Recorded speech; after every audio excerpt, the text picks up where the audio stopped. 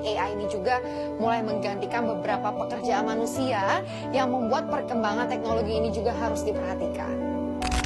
Kecerdasan buatan artificial intelligence atau AI adalah bidang ilmu komputer yang didesain untuk belajar dan berpikir seperti manusia. AI memiliki kemampuan mesin dan program untuk memproses informasi dan memperbaiki kinerja mereka seiring waktu. Halo semuanya, pernah nggak sih kalian coba membayangkan suatu hari nanti kalian melamar kerja, bukannya ketemu HR, bukannya ketemu mau recruiter dan ngobrol dengan recruiter, tapi diwawancari oleh AI. Ya, AI yang menilai bicara kalian, ekspresi wajah kalian, bahkan menentukan kalian diterima atau tidak. Dan pertanyaannya, kalau HR saja mulai digantikan AI, sebenarnya masa depan HR masih tentang manusia atau berjalan berubah jadi robot? Kita sering berpikir AI cuma bakal mengganti pekerjaan yang teknis dan mekanis. Padahal kenyataannya sekarang AI mulai masuk ke pekerjaan yang dulu dianggap paling manusia.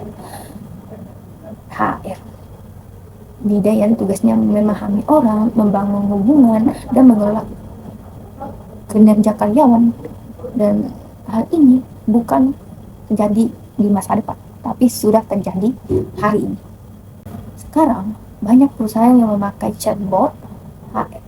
Kalau dulu karyawan harus datang ke HR untuk tanya soal cuti, gaji, atau BPJS. Sekarang cukup chatbot yang cepat, praktis, 24 jam. Bahkan perusahaan besar seperti PMG menggunakan AI asisten untuk membantu proses rekrutmen. AI berhasil mengurangi waktu penjadwalan interview hampir 60%. Kelihatannya keren, tapi di sini mulai muncul pertanyaan. Kalau semuanya jadi otomatis, fungsi manusia di HR nanti apa? Bukan cuma chatbot, sekarang interview kerja juga mulai dibantu AI. Dan di mana AI bisa menganalisis jawaban kandidat, membaca pola bicara, bahkan memberi skor penilaian.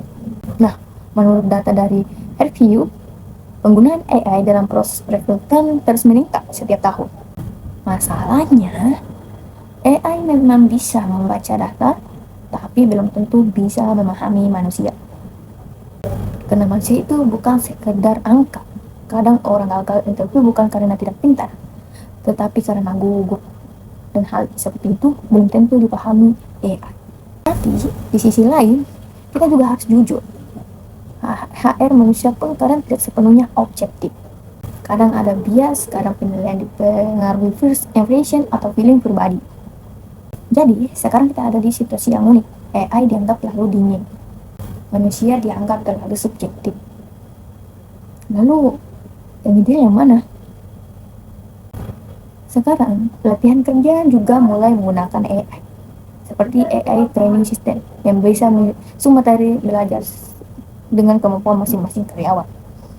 Jadi, pembelajaran lebih cepat dan personal. Tapi, lagi-lagi, ada sesuatu yang perlahan hilang, yaitu interaksi manusia. Padahal, belajar itu bukan cuma soal materi. Kadang kita berkembang karena diskusi, pengalaman sosial, komunikasi dengan orang lain. Dan itu sulit digantikan robot. Nah, di titik ini kita mulai sadar satu hal.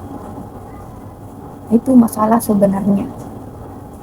Bukan AI melawan manusia, tapi manusia yang tidak berkembang akan kalah dengan manusia yang menggunakan AI. Karena AI tidak datang untuk mengambil semua pekerjaan. AI datang untuk mengambil pekerjaan yang repetitif dan administratif.